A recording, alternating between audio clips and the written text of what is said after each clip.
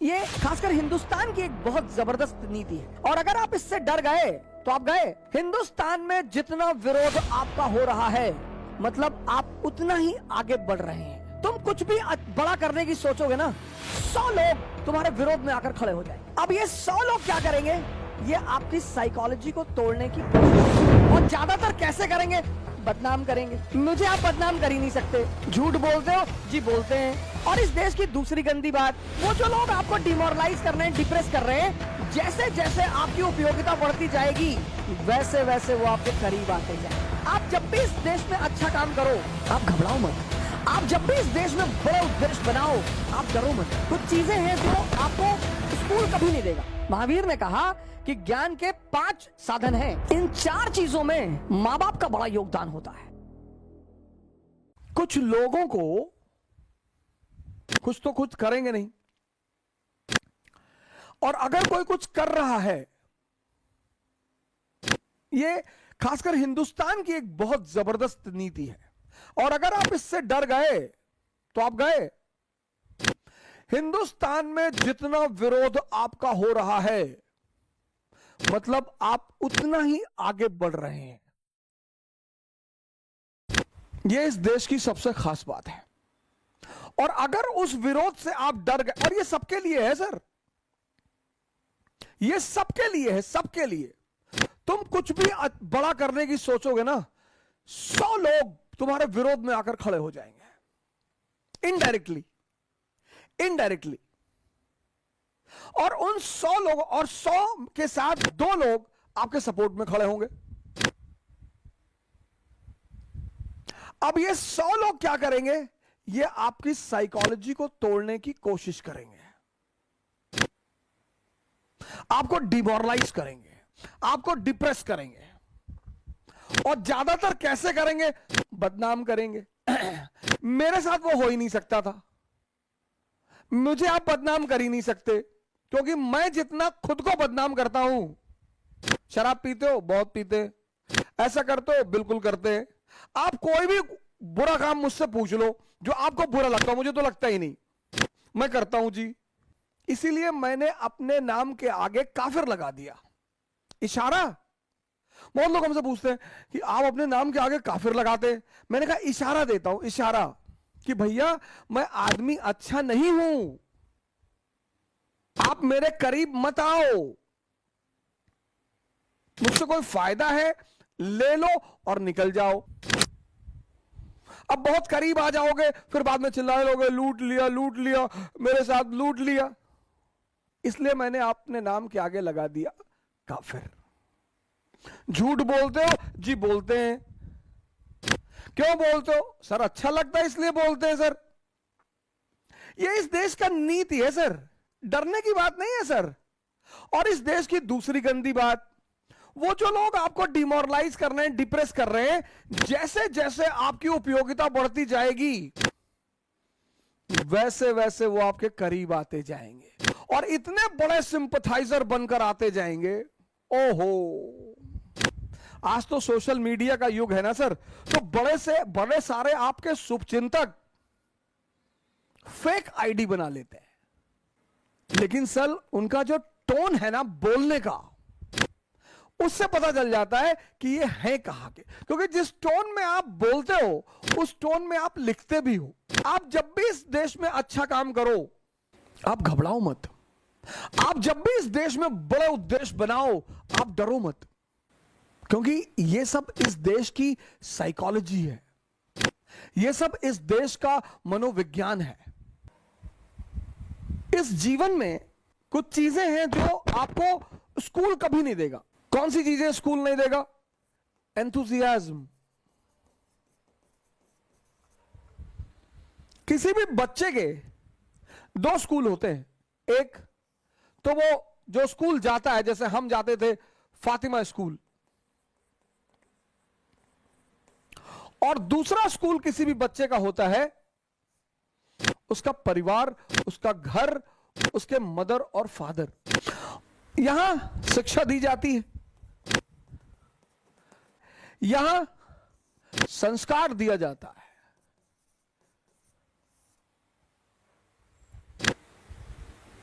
सिर्फ संस्कार ही नहीं दिया था, इस मां बाप की जो उम्र होती है, उम्र, उनका अनुभव होता है, और यह बहुत कीमती चीज होती है। महावीर ने कहा कि ज्ञान के 5 साधन हैं। महावीर ने, पहला मति, इंद्रियों द्वारा पाया गया ज्ञान, इंद्रियां, लेकिन इंद्रियां पूर्ण ज्ञान नहीं देती। आपने अंधेरे में रस्सी पकड़ ली, आपको एहसास हुआ सांप है, अटैक पड़ गया। दूसरा उन्होंने कहा श्रुति, सुनकर, लेकिन एक टीचर ने कहा हिंसा बुरी चीज नहीं है, बाहर निकल के 2 लड़कों ने चाकू मार दिया कि मास्टर ने कहा था हिंसा बुरी चीज नहीं है। सुनना, हर व्यक्ति सुनता है, और सुनकर वो उस हिसाब से डिसाइफर करता है जैसा उसका सॉफ्टवेयर है। जैसे गांधी ने 1942 में कहा करो या मरो।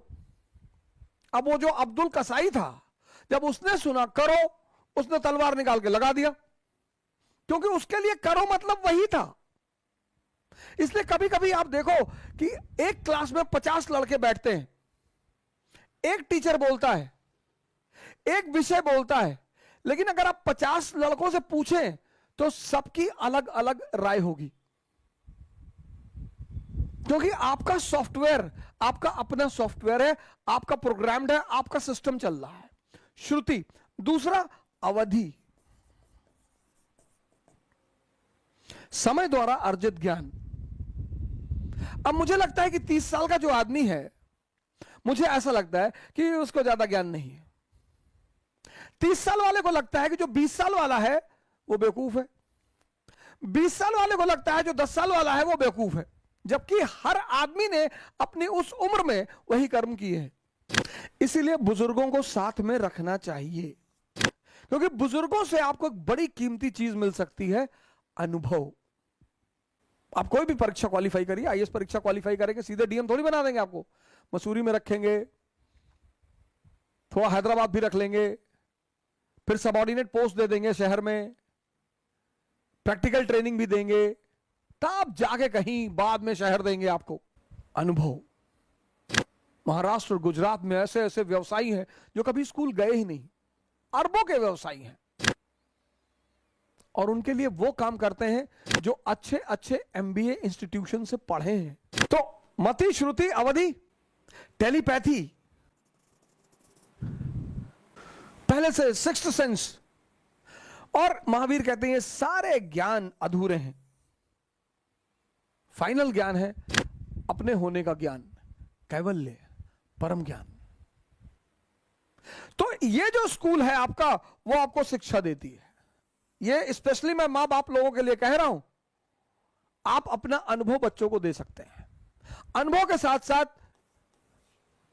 उत्साह, कॉन्फिडेंस, डेयरनेस,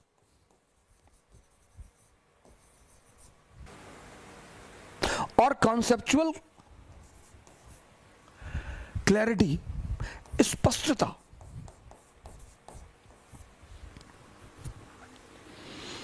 इन 4 चीजों में मां बाप का बड़ा योगदान होता है। मैंने देखा बड़े सारे मां बाप हैं, वो अपने बच्चों को दूसरों के सामने बड़ा डिमोरलाइज करते हैं। अरे पढ़ता ही नहीं है, निकम्मा, हम तो इतना इसको छोड़े। ये नहीं सर,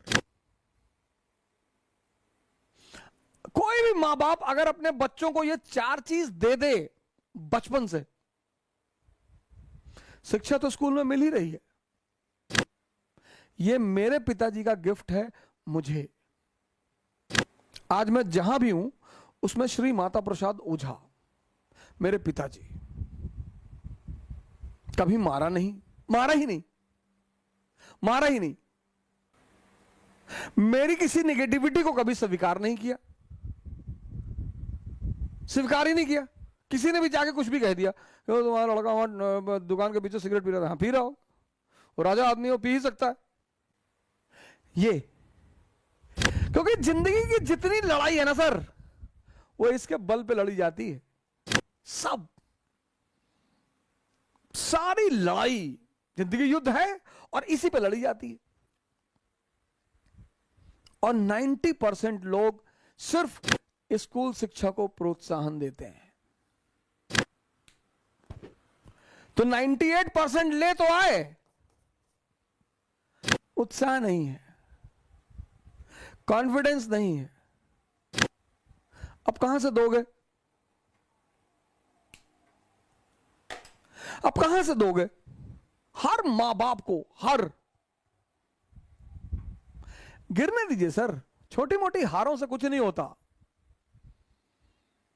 और जितना मां बाप उत्साह और विश्वास दे सकते हैं, उतना जीवन में कोई भी नहीं दे सकता। हां, समझाइए उन्हें, समझाइए उन्हें। ऐसा नहीं कि ब्लाइंड सी सपोर्ट करना शुरू कर दी, यह भी नहीं है। अगर उन्होंने कहीं गलती की है, वो भी बताइए कि तुम्हारी ये गलती है, तुमने मिस किया यहां पे। और जितने लोग आज इस चीज के धनी हैं, माननीय मुलायम सिंह यादव जी के एक बड़े अच्छे दोस्त हैं, मैं उनके साथ एक बार बैठा हुआ था। तो बचपन के दोस्त हैं, तो बड़े बुजुर्ग हो गए, और मैं कोशिश करूंगा कि एक दिन वो हमारे मंच पर आए। ब्यूरोक्रेट भी रहे हैं और माननीय मुलायम सिंह जी के घर के बड़े ही घनिष्ठ संबंध रहे उनसे। हमारे सीनियर हैं और हमारे भी श्रद्धेय हैं और बहुत ही अच्छे इंसान हैं। मतलब अब मैं उनसे पूछ कर ही उनका नाम इस मंच पर लूंगा। वो इतने अच्छे इंसान हैं, मतलब मैं दुनिया में जल्दी अपनी समस्याओं को लेकर किसी से चर्चा नहीं करता, लेकिन मैं अगर कोई चर्चा बात होती है तो मैं उनसे पूछता हूं। और आज तक उन्होंने मुझे कोई गलत राय नहीं दी। किसी भी व्यक्ति का आपके जीवन में होना इस बात पे भी निर्धारित करता है कि उसने आपको राय क्या दी। और 2-3 लोगों से तो बहुत बच के रहिए। एक जो आपके घर के खिलाफ आपको बताते हैं, तुम्हारी मम्मी को ऐसा नहीं करना चाहिए। अरे मम्मी है यार, क्यों नहीं करना चाहिए? करना चाहिए। मेरी माता जी तो आज भी मुझे चौराहे पे गाली देके मार देती है। मां है, उसका हक है। आज भी मैं आता हूं बाहर तो कहती कायदे से गाड़ी चलाना, और हवाई जहाज में वो सीट बेल्ट बांध लेना जी, और ज्यादा नेता मत बनना, खिड़की से नीचे मत झांकना जी, खिड़की बंद रहती है। हाँ तो हमें पता है बंद रहती है। मां है।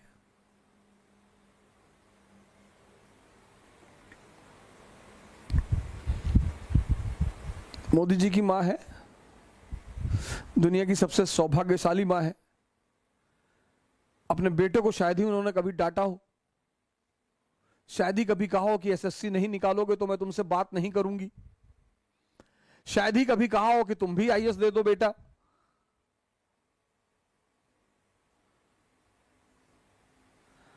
और उनका बेटा उनके जीवित रहते दूसरी बार प्रधानमंत्री।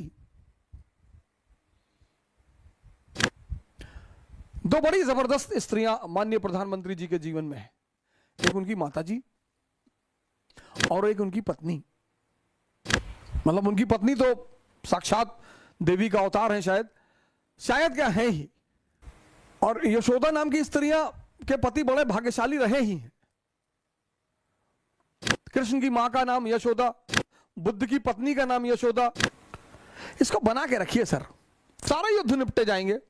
सारा और हर कदम पे संघर्ष है, हर कदम पे। शादी हो जाएगी, चुनौती शुरू।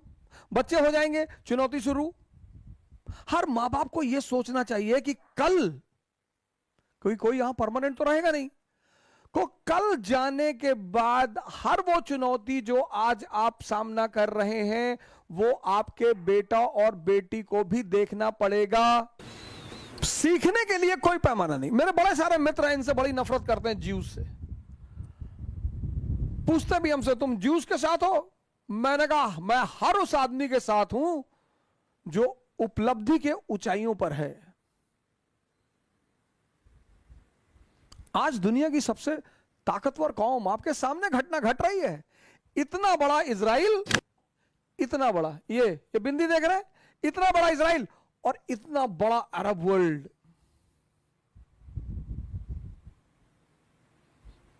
सर आपको शायद ही ये बिंदु दिखाई पड़ रहा हो, इतना बड़ा इजराइल और इतना बड़ा अरब वर्ल्ड, दुस्साहस देखिए इनका। आपको यह आकर्षित नहीं करता? आपको इनसे सीखने का मन नहीं करता? गाली देना किसी समस्या का समाधान नहीं है। हमारे बड़े सारे मुस्लिम भाई हैं, उनको मैं देखता हूं किसी को तुरंत गाली देने लगते हैं। तारिक फतेह चोर है, अच्छा क्यों? वो आर्रा का एजेंट है, अच्छा हिंदुस्तानियों का एजेंट है, तो क्यों नहीं बहस करते हो उससे जाकर? करो,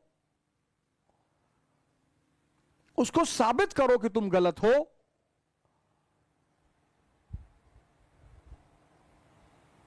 उसको बुलाओ किसी मजलिस में, उसके तर्कों को काटो। नहीं नहीं, वो शैतान का आदमी है, शैतान इबलीस का आदमी।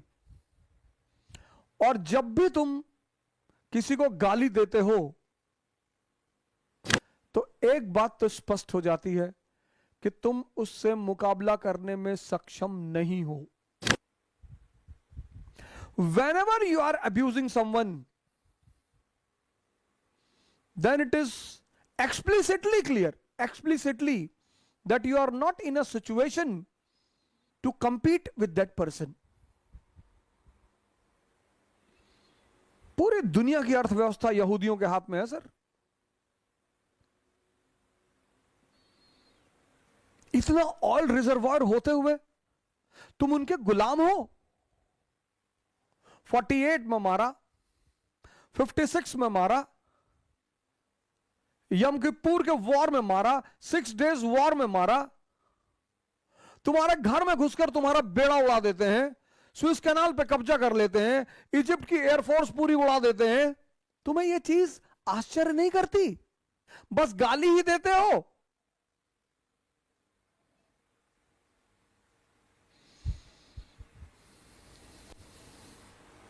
बड़ा विरोध करता हूं पाकिस्तान का बहुत सारे मंचों पर। उसके पीछे मेरे कारण होते हैं। कुछ लोगों को मुझे जब टीस पहुंचानी होती है तो मैं कुछ चीजें जानबूझकर बोलता हूं। पाकिस्तान, हिंदुस्तान, बांग्लादेश, ये सब एक ही भूमि के हिस्से हैं और कभी ना कभी ईश्वर ने चाहा, शायद हमारे ही द्वारा इन सब का एक संघ बनेगा।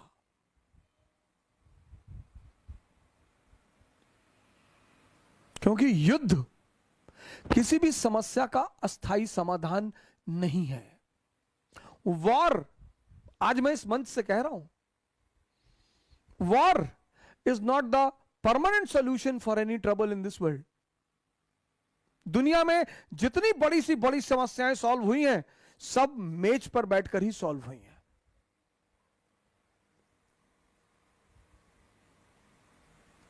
कब तक तुम F-18 पर बैठ के ईद का चांद देखोगे?